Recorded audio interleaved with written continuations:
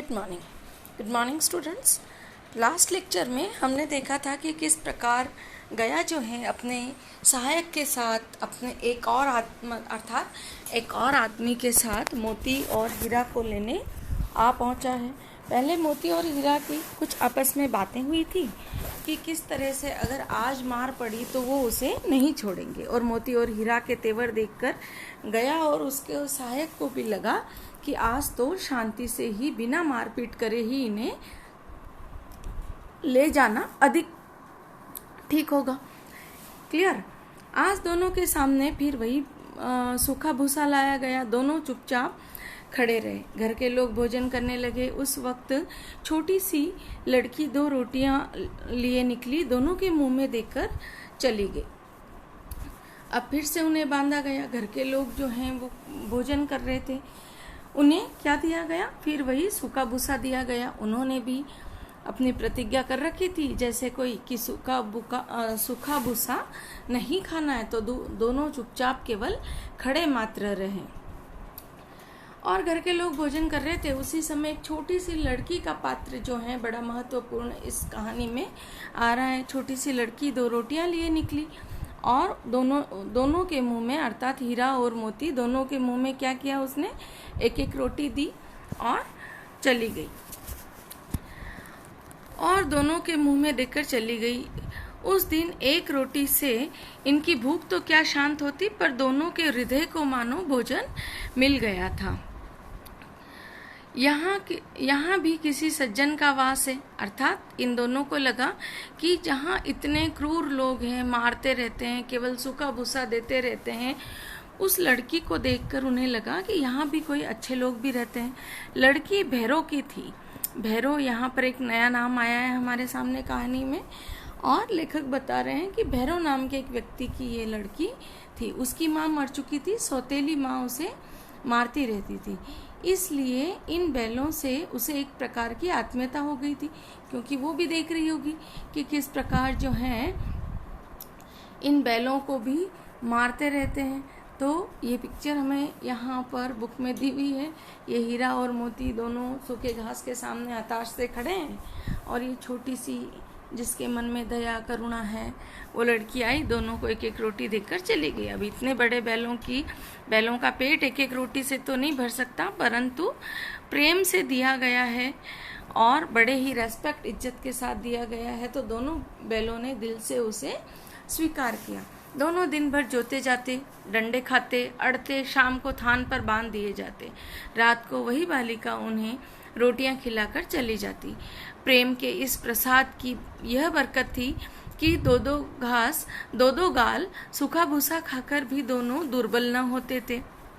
2 गाल सूखा भूसा खाने का अर्थ क्या हुआ कि जैसे बैल चरवण करते हैं, उस तरह से 1-2 बार हम बाइट जिसे कह सकते हैं, गाल में एक बार जितना भूसा आए उनके मुंह में, उतना भूसा वो रोटी के साथ खा लिया करते थे, और फिर भी वो दुर्बल नहीं हुए। मगर दोनों की आंखों में, रोम रोम में विद्रोह भरा हुआ था। विद्रोह, गुस्सा, क्रांति।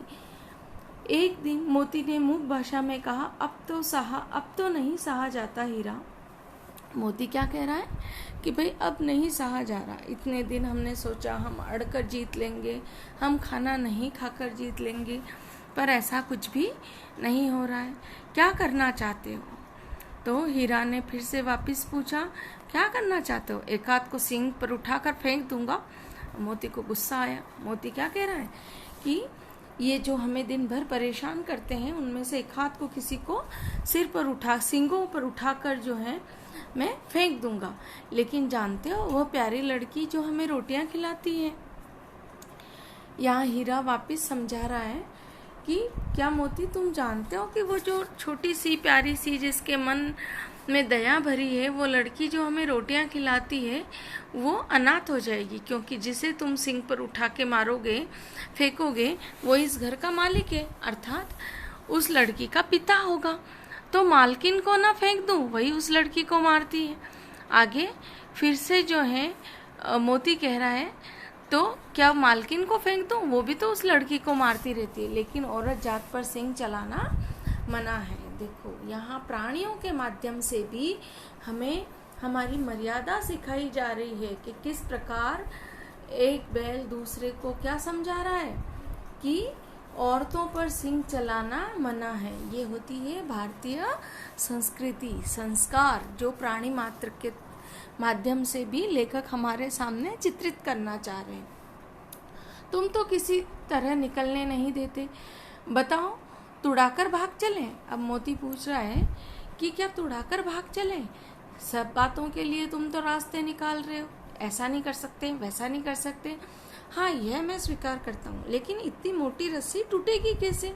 इसका एक उपाय है, पहले रस्सी को थोड़ा सा चबा लो, फिर एक झटके में टूट जाती है। रात को जब बालिका रोटियां खिलाकर चली गई, दोनों रस्सियां चबाने लगे। मोटी रस्सी मुंह में न आती, बेचारे बार बार जोर लगाकर रह जाते थे। एक बार तुड़ाकर चले जाने की वजह से उनके मालिक ने उन्हें बहुत ही मोटी रस्सी में बांधा था। अब दोनों इस बात पर तो सहमत हो गए कि हाँ, रस्सी तुड़ाकर भाग चलते हैं, परंतु रस्सी उनके मुंह में आ नहीं रही थी। फिर भी बार बार प्रयत्न वो कर रहे थे।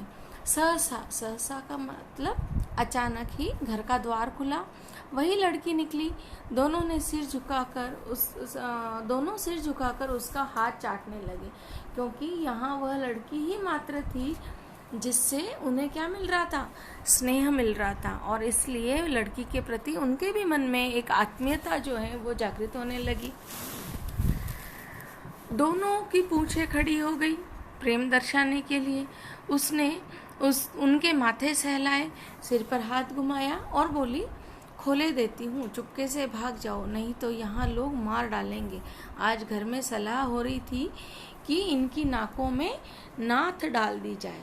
जो बैल जल्दी से काबू नहीं आते हैं, उनके नाक के थ्रू जब रस्सी डाली जाती है तो उसको कहते हैं नाथ डालना, है ना।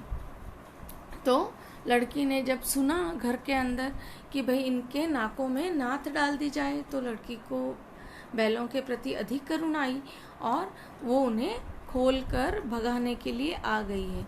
उसने गराव खोल दिया, अर्थात जिससे वो बंधे हुए थे उसे खोल दिया, पर दोनों चुपचाप खड़े रहे। मोती ने मूक भाषा में पूछा, अब चलते क्यों नहीं? हीरा से मोती पूछ रहा है, चलते क्यों नहीं?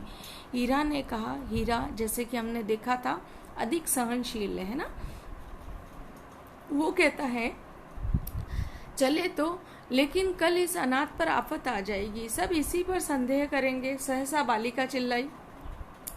बालिका ने भी उनकी मुख भाषा समझ ली कि ये क्यों नहीं जा रहे, शायद मैं आफत में नहीं आ जाऊं इसीलिए नहीं जा रहे। पर बालिका तो क्या, मनुष्य जाति थोड़ा अधिक दिमाग पाया है ना, तो वो अचानक चिल्लाई, दोनों फूफा वाले बैल भागे जा रहे हैं, ओ दादा दादा, दोनों बैल भागे जा रहे हैं, जल्दी दौड़ो। अर्थात बैलों की रस्सियां तो खोल दी, रस्सियां खोल के स्वयं ही चिल्लाने लगी, जिससे क्या होगा, जिससे घर वालों को उस पर शक नहीं होगा और ये बात हीरा मोती को भी पता चल जाए कि कोई इस पर संदेह नहीं करेगा, क्योंकि रस्सी खोलकर ये स्वयं ही बैल दौड़ रहे हैं, भाग रहे हैं कहकर चिल्लाने लगी। गया हड़बड़ा कर भीतर से निकला। गया ने जैसे ही उस बालिका की आवाज़ सुनी, वो हड़बड़ा कर अंदर से बाहर आया और बैलों को पकड़ने चला। वो दोनों भागे, गया ने पीछा किया और भी तेज हुए। गया ने शोर मचाया, फिर गांव के कुछ आदमियों को साथ लेने के लिए लौटा। अब दौड़ते हुए बैलों को गया ने आधे रास्ते में छोड़ दिया। क्यों छोड़ दिया? क्योंकि गया को ये पता था कि वो मुझसे अकेले से कंट्रोल नहीं आएंगे, क्योंकि थोड़ी दूर तक तो गया उसे पकड़ नहीं पाया था, और इसलिए वो वहाँ से लौट गया कि कुछ लोगों को मेरी सहायता के लिए और लेके चलता हूँ। और ये समय जो है हीरा मोती को और दूर भागने के लिए मिल गया। दोनों मित्रों को भागने का मौका मिल गया, सीधे दौड़ते चले गए। यहाँ तक कि मार्ग का ज्ञान नहीं रहा, रात का समय था इसलिए उन्हें मार्ग का ज्ञान नहीं रहा। जिस परिचित मार्ग से आए थे उसका यहाँ पता न था, अर्थात जिस मार्ग से झुरी के यहाँ से आए थे वो मार्ग उनसे भूला गया। नए नए गांव मिलने लगे। जब दोनों एक खेत के किनारे खड़े होकर सोचने लगे अब क्या करना चाहिए, जब काफ़ी दूर भागकर हीरा और मोती आ गए, तब उन्हें लगा कि अब क्या करना चाहिए। दोनों कहाँ खड़े थे? एक खेत के पास खड़े थे। हीरा ने कहा मालूम होता है राह भूल गए। अब उन्हें ये तो पता चल गया कि हम जो अपने मालिक वाला अर्थात झूरी वाला गांव है उस राह पर तो हम चल नहीं रहे हैं, हम राह भूल चुके हैं। तुम भी बेहताशा भागे, वहीं उसे मार गिराते। और हीरा ने मोती से कहा तुम भी तो भाग गए, भागने की जगह हमें क्या करना चाहिए था? हमें उस गया को वहीं मार गिराना चाहिए था। उसे मार गिराते तो दुनिया क्या कहती? वह अपना धर्म छोड़ दे, लेकिन हम अपना धर्म क्यों छोड़े?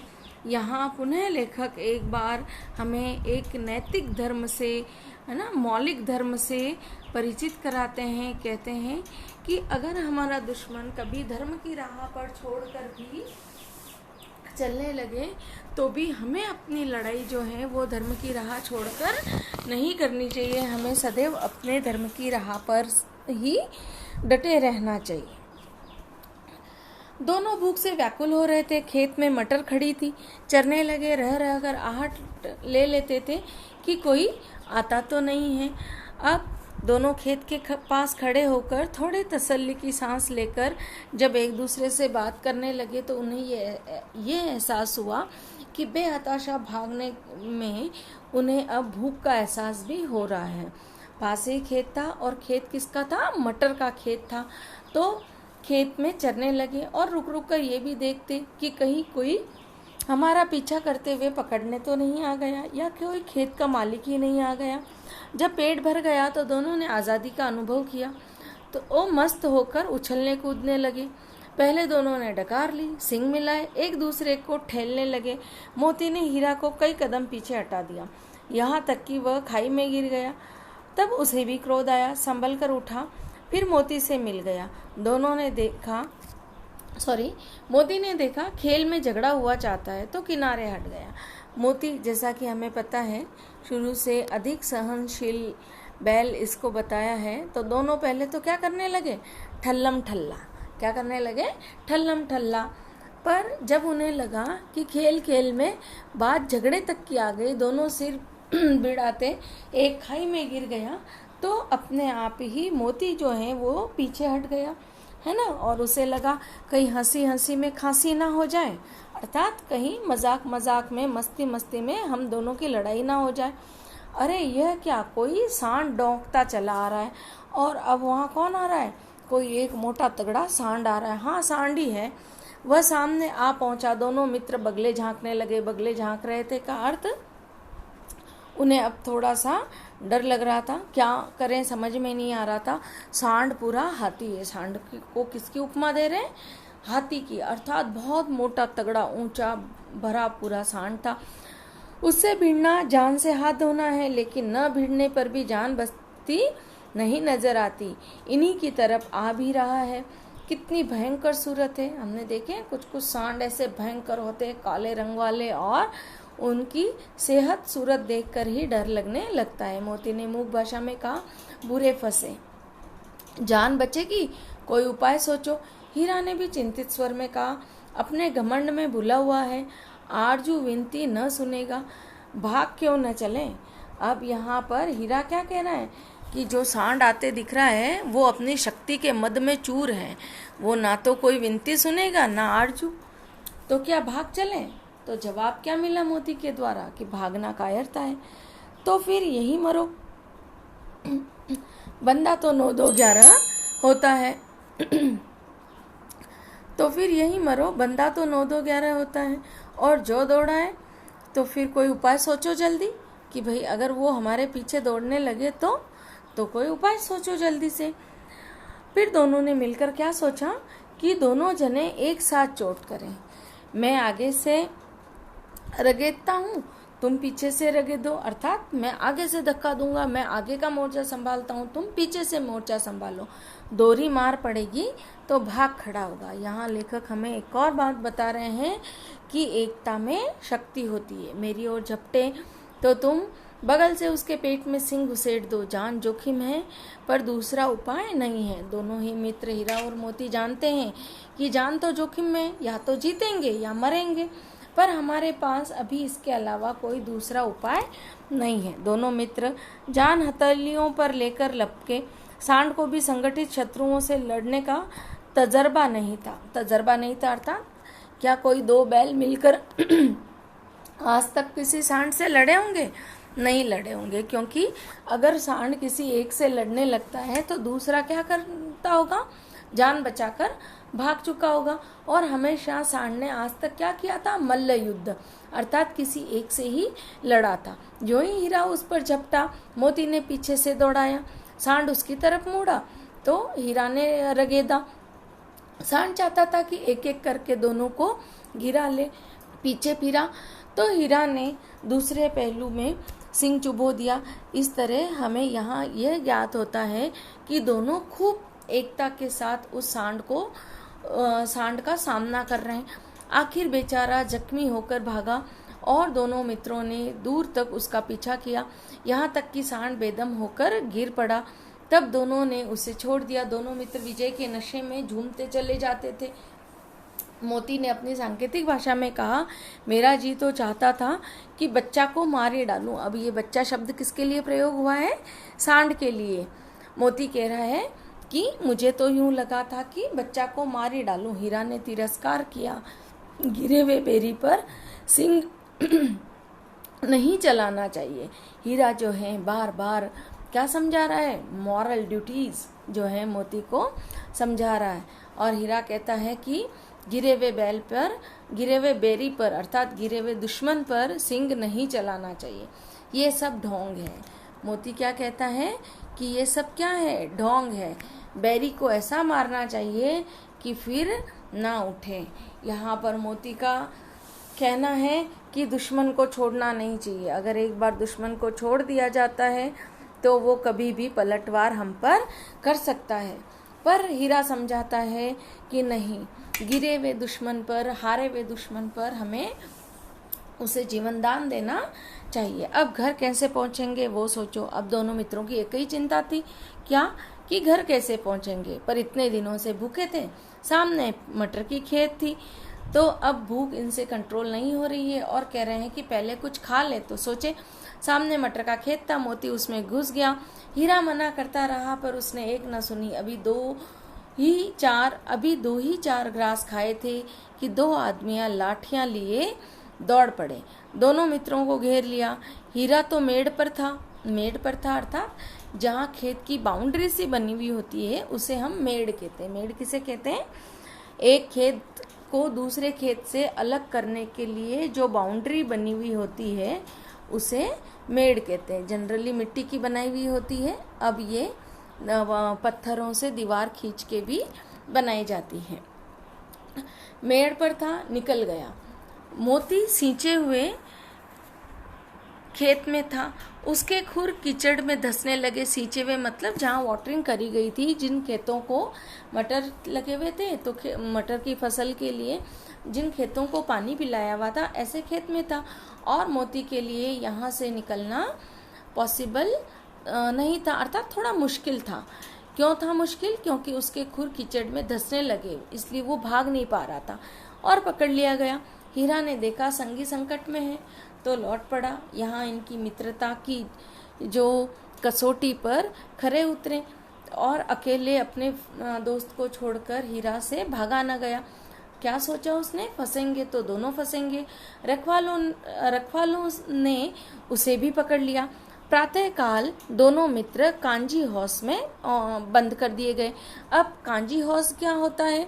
कांजी हाउस उस जगह को कहते हैं जिसमें जो जानवर खेतों में घुसकर चारा खाते हैं तो उन्हें पकड़कर कहीं एक जगह बंद कर दिया जाता है। खेतों में घुसकर जो चारा खाते हैं, जो लावारिस हम कह सकते हैं, लावारिस या फिर उनके मालिक उन पर ध्यान नहीं देते हैं और दूसरों के खेतों में घुसकर चारा खाते हैं, ऐसे एनिमल्स को, ऐसे जानवरों को सबको बंद कर दिया जाता है। ऐसी एक जगह होती है, उसे हम कांजी हाउस कहते हैं।